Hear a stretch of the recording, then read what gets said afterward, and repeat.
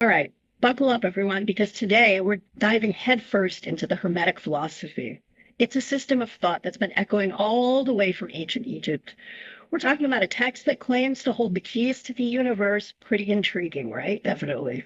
We're cracking open the KYBALION, and it's a book, gotta say, shrouded in mystery, published back in 1908 by the oh so enigmatic Three Initiates. Oh, I've heard of them. They were serious about their secrets, but luckily for us, they're ripe for uncovering. Absolutely. And to add another layer to this whole journey, we're bringing in some modern analysis thanks to the awesome Sharri Plaza. Oh, wow. Her research on kemetic culture is going to add a fascinating dimension. But, okay, let's unpack this Hermetic philosophy thing. The KYBALION traces its roots back to ancient Egypt, specifically to this central figure, Hermes Trismegistus. He's like the OG wise sage, the master of all those ancient mysteries. What's the deal with this Hermes character? Fill us in. So what's fascinating about Hermes Trismegistus is that he's not just an Egyptian figure. You find him popping up in Greek and Roman mythology too, always with this aura of wisdom and legend surrounding him.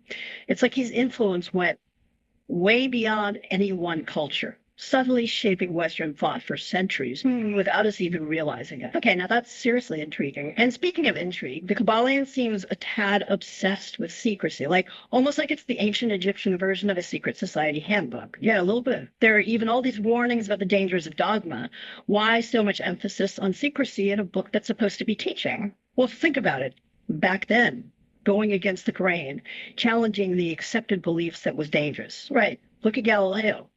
He faced some serious persecution just for speaking his truth. Secrecy wasn't just about being exclusive. It was about protection, protecting the teachings and protecting the teachers themselves. That makes a lot of sense. They had to guard this knowledge super carefully, pass it down like whispers in the night. Right, exactly. But here's what's really interesting. The Kabbalion's warning about dogma.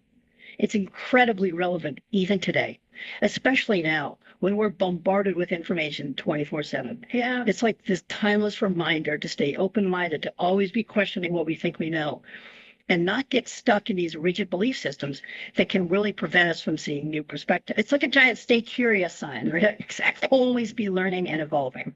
So speaking of learning, let's get to the heart of the Kabbalion. We're talking about its 7 core principles. It's like they're giving us the cheat codes to understanding the entire universe. And I start with this big one. The all is mind. So does that mean the world around us, it's just an illusion? Am I just imagining this recording studio right now? Tungles. Not exactly. It's not that the physical world isn't real. More like it originates from a mental plane. Okay, think of it this way. Before an architect built a skyscraper, it exists as an idea in their mind, right? Right. Similarly, the Kabbalion's principle of mentalism suggests that the universe at its core is a mental creation. Yeah. It's all coming from the all, this vast interconnected web of consciousness. And your thoughts, your emotions, your experiences, they all stem from this one fundamental principle. It's pretty mind-blowing when you really think about it. That's a lot to take in. So, like, we're all mini creators shaping reality with our thoughts. That's a lot of responsibility. Yeah, it is. Which leads us perfectly to the next big principle, the principle of correspondence. As above, so below. The Kabbalion presents this idea as the key to understanding all those hidden connections in the universe, and they give this amazing example.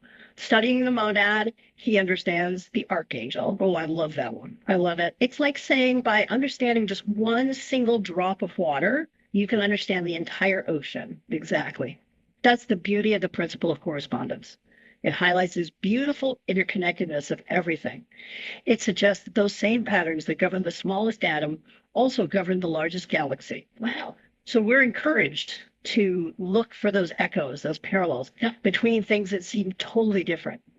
It's like the universe is whispering its secrets to us, but in the language of patterns. So like if we crack the code of these patterns, we can actually unlock even deeper truths about, well, about everything, about the universe, about ourselves. Exactly. And not just understand that we can actually work with them. Yeah. The Kabbalion goes on to lay out 5 more principles. There's vibration, polarity, rhythm, cause and effect, and gender. It's a lot. Right. They might sound kind of cryptic, I guess, at first, but they all actually build on each other and they create this, well, this intricate tapestry of how the universe operates, its own set of laws. It's like they're giving us the tools to like navigate life, but on this whole new level. Right. But how do you actually apply these principles? Because it's one thing to like understand them intellectually, but how do you actually bridge that gap from theory to practice? That is the million-dollar question, isn't it? Yeah. And that's where this idea of mental transmutation comes in.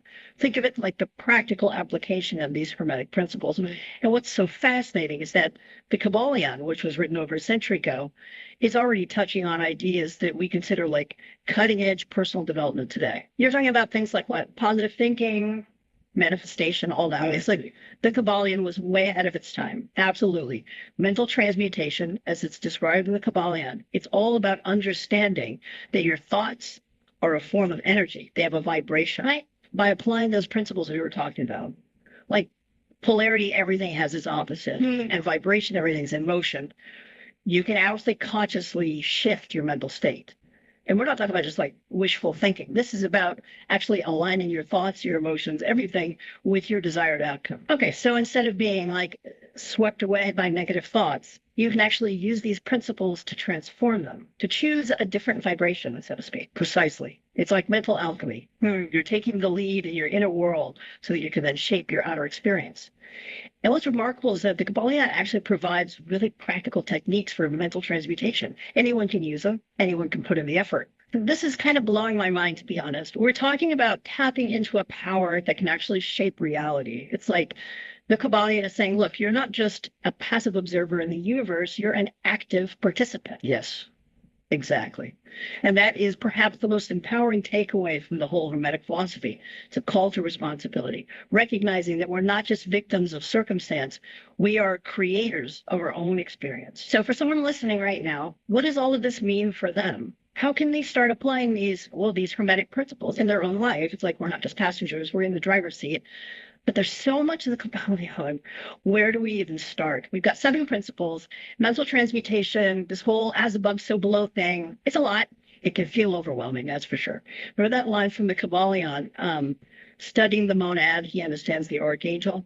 That's a good starting point, actually. Don't try to tackle everything at once. Right. Pick one principle, maybe the principle of correspondence, and just start noticing it. See how it plays out in your everyday life. I love that. So instead of trying to get our heads around the whole universe, we can focus on finding those universal echoes, but like in our own little corner of the world. Exactly. And as you start to see those connections, those patterns in your own life, you'll naturally begin to understand the bigger picture, the KYBALION itself.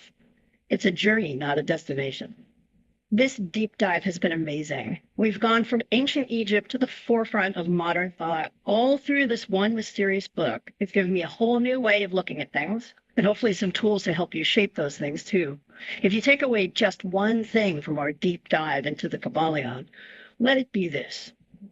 You are not just along for the ride in this life. You are an active co-creator of your reality. So what will you choose to create? Now, that is a powerful thought to end on. Thanks for joining us on this deep dive, everyone. And until next time, keep exploring, keep asking questions, and keep unlocking the secrets of the universe, both within you and all around you.